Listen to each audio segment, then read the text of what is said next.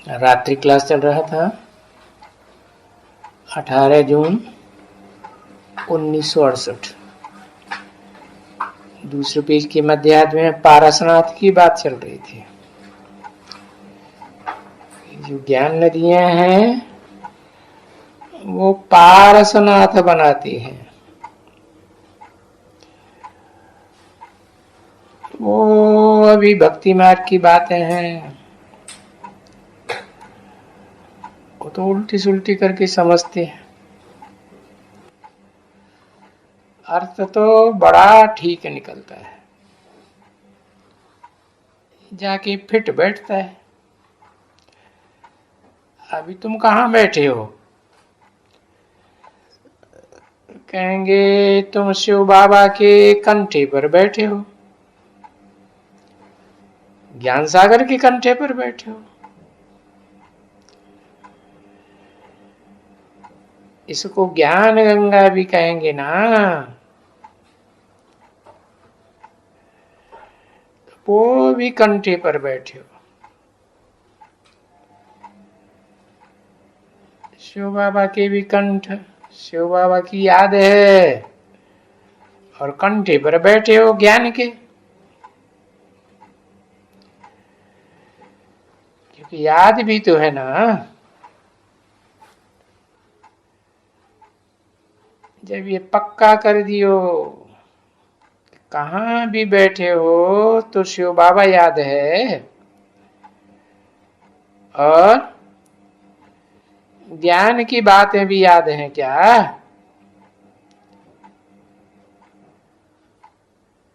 ये बाबा जैसे कहते हैं चक्रवर्ती बनना है,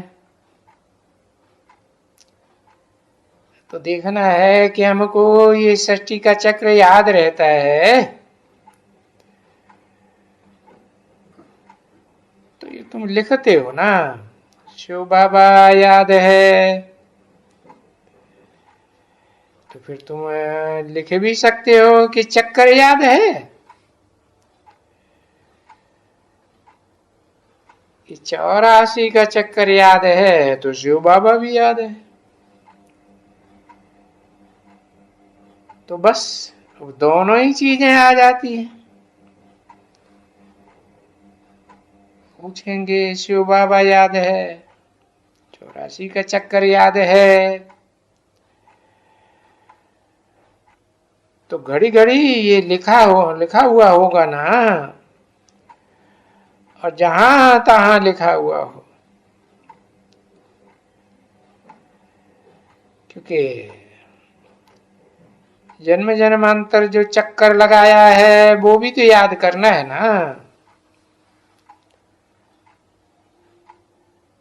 अब देखना है कि हमको वर्षा कहां से मिले है। आदि में मिले, मध्य में मिले, अंत में मिले। क्योंकि पुरुषार्थ करने वाले ब्राह्मण नंबरवार होंगे ना।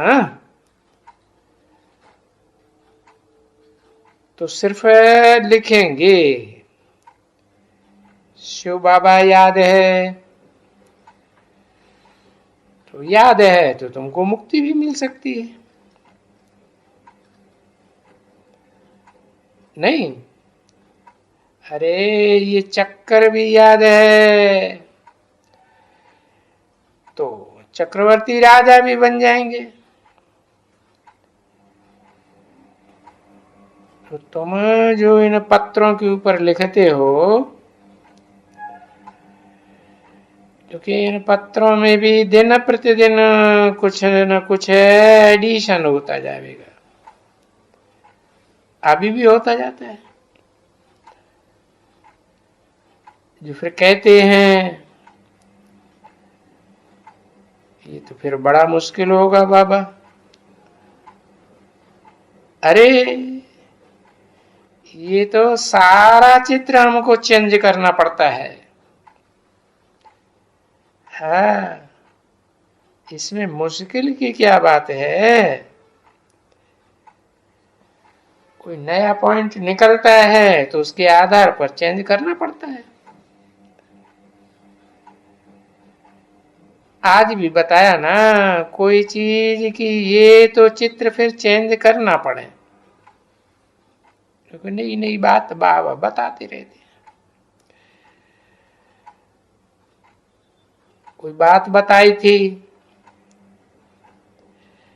तो किसी ने कहा मेल्स फीमेल्स की बात बताई, हाँ तो चित्रों में रखना चाहिए।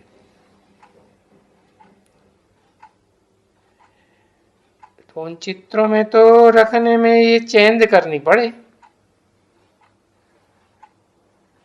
और वो जो तुमने बनाई है उसमें तो तुम दूसरा नाम रख सकते हो।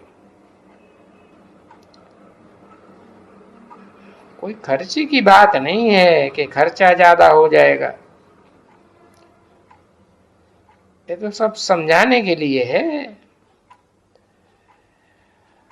और यूं भी अगर विचार करें कि भगवान सबका बाप है,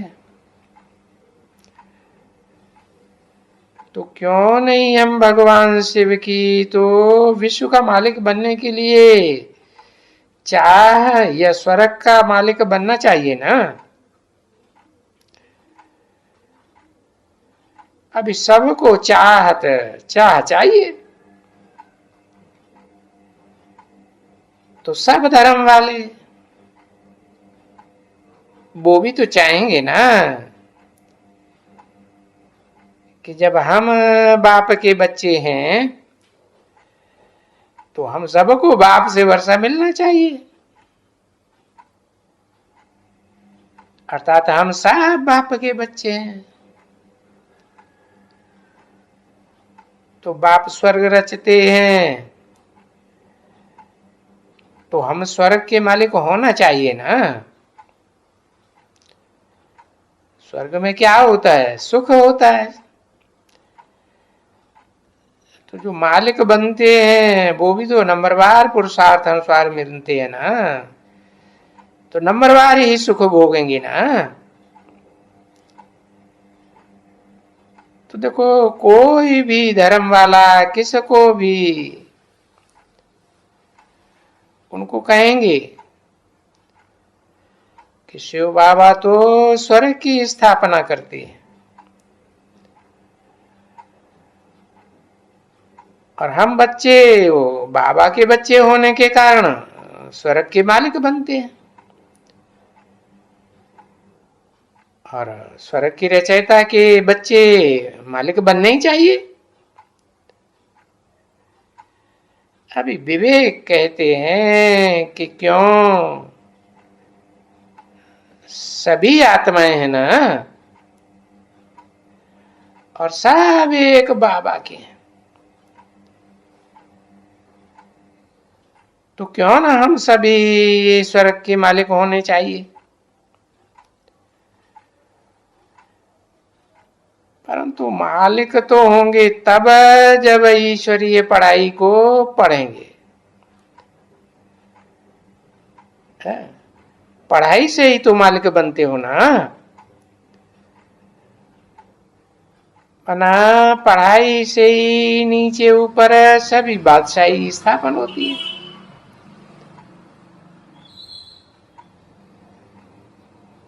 नंबर बाद बादशाहों की पीढ़ियां तो होंगी ना।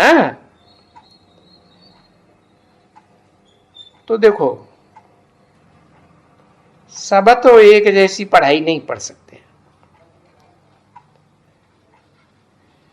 क्योंकि टीचर तो आते ही भारत में हैं और भारतवासियों को ही पढ़ाते हैं। नाम ही है भारत, बा माने ज्ञान की रोशनी, रत माने लगा रहने वाला, और ज्ञान तो एक से ही आता है। तो एक बाप की ज्ञान की रोशनी में जो लगे रहने वाले नंबरवार बच्चे हैं उनको ही पढ़ाते हैं। तो अभी तो तुम देखो तुम सब भारतवासी हो ना,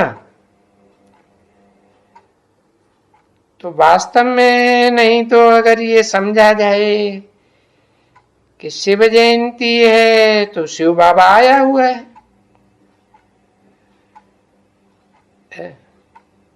आया हुआ है तो शिव की जय जयकार होती है ना। तो बाप से फिर वर्षा तो जरूर मिलना चाहिए, क्योंकि शिव जयंती तो हर बरस मनाते हैं। तो फिर हर बरस वर्षा कैसे मिलेगा? अब नंबरवार हैं, नंबरवार ज्ञान में आते हैं, वर्ष वर्ष पुरुषार्थ करते हैं, तो हर वर्ष मिलेगा ना सब बच्चों को। कोई न कोई समय में उनको उस स्वर्ग का वर्षा दिया है ना, जो हम हर बरस मनाते आए। क्योंकि भक्ति मार्ग में ही तो मनाना होता है ना, ज्ञान मार्ग में मनाने करने की तो बात नहीं। तो देखो, शिव जयंती मनाते हैं और मनाते ही आते हैं, परंतु किसी को ये पता नहीं है कि किस बात के लिए मनाते हैं।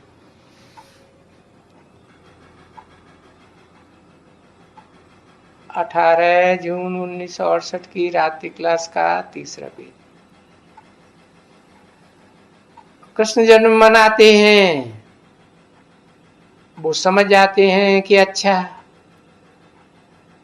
भाई ये कृष्ण वैकुंठ का मालिक था। कौन सा कृष्ण? और कौन समझ जाते हैं?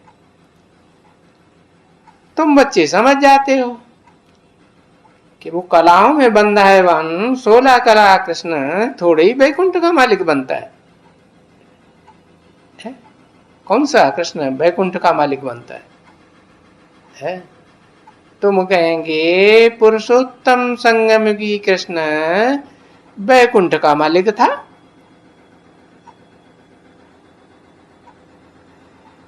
परंतु शिव जयंती मनाते हैं, उनका तो कुछ समझ नहीं सकते। अब शिव बाबा आया तो जरूर स्वर्ग का मालिक बनाया, आकर के ही बनाया होगा ना। तो पहले जरूर मालिक तो बरोबर श्री कृष्ण ही है। तो जरूर अभी देखो, जानते हो कि बाबा पढ़ाते हैं, और जरूर अभी तो आकर के पढ़ाते हैं ना। तो शिव बाबा से वर्षा पहले पहले ही जरूर श्री कृष्ण को मिलता है।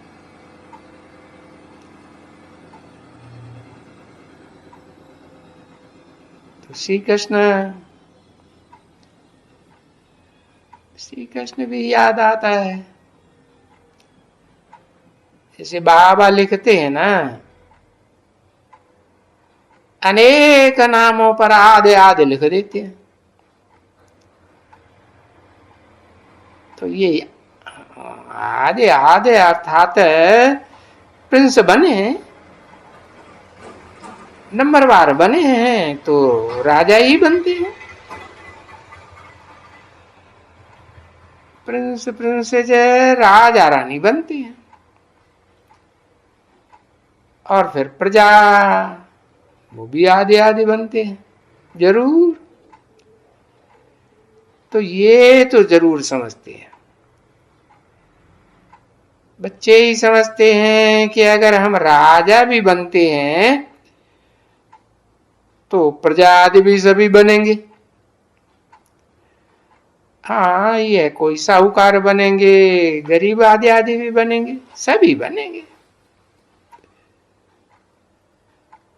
अभी ये बातें जो बाप बैठ करके सुनाते हैं बच्चों को, ये किस लिए सुनाते हैं? कि बच्चे फंक न हो जाए, इसलिए बताते हैं कि जैसा जैसा पढ़ाई पढ़ेंगे वैसा वैसा पढ़ पाएंगे। तो अच्छे से याद करके औरों को रास्ता बताना चाहिए ना। जैसे अभी है, अभी करते हो ना, कर्तव्य भी करते हो, और ये भी जानते हो कि कल पहले भी आबू में ये प्रदर्शनी रची थी। अभी जब रची है तब कहेंगे ना, और जब रची नहीं तो कहेंगे भी नहीं, याद भी नहीं आएगा। और जब याद ही नहीं है तो मुख से भी नहीं निकलेगा। भाई दिल्ली में जब नई दिल्ली थी तो कुछ मुखों से थोड़े ही निकलेगा है? वो तो उस समय क्रिश्चियंस ने बनाई है। और जब बनाई थी तब तो सिंध हैदराबाद में बाबा का काम चल रहा था, तो दिल्ली के लिए थोड़े ही कहेंगे है? उस समय नहीं कहेंगे, अभी मुख से निकलता है कि भाई दिल्ली में भी प्रदर्शनी या म्यूजियम है। अभी यहां भी हुआ है तो कहते हैं यहां भी हुआ है। क्यों कहते हैं? क्योंकि रास्ता औरों को भी बताने के लिए है ना, तो पवित्र भी जरूर बनना है। तो बच्चों को उनकी महिमा करनी है कि नहीं, की जो पवित्र बनेंगे उन देवी देवताओं की महिमा करनी है। पवित्र बनेंगे तो सत्व प्रधान बन जाएंगे है। और फिर 21 जन्म की बादशाही भी तुम बच्चों को मिलेगी। तो ये टेम्पटेशन देते हैं, और तो कोई इच्छा ही नहीं है। अपना अनुभव सुनाएंगी कि भाई हमको तो बहुत नशा चढ़ता है। जब बाप कहते हैं कि अंतिम जन्म पवित्र रहो, मृत्युलोक की दुनिया है, मृत्युलोक का माहौल है, अभी पवित्र रहेंगे तो 21 जन्म तक अमरपुरी में राज्य करेंगे। तो वाह, अब इतना नशा चढ़ता है तो हम क्यों नहीं पवित्र बनेंगे? तो वो नशा आता है ना, वो नशा सब में आकर के फिर पवित्रता के लिए प्रतिज्ञा भी करेंगे, लिख भी देंगे, फट से लिख देंगे, फट से सब कुछ करेंगे, क्योंकि बाप के आगे का आकर खड़ा है ना। फिर तो पीछे युद्ध चलती है माया की, क्योंकि प्रतिज्ञा तो कर बैठा, पीछे गुटखा भी खाते हैं, माया गुटखा खिलाती रहती है ना। क्योंकि देखते हैं ना, फिर ये अपनी स्त्री वगैरह को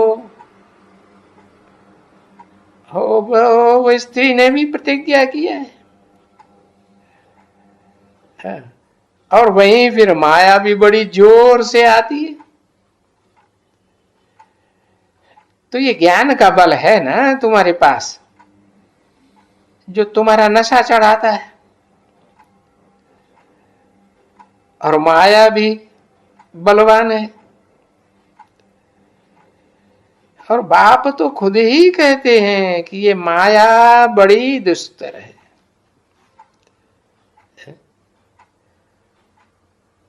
कौन सा बाप कहते हैं?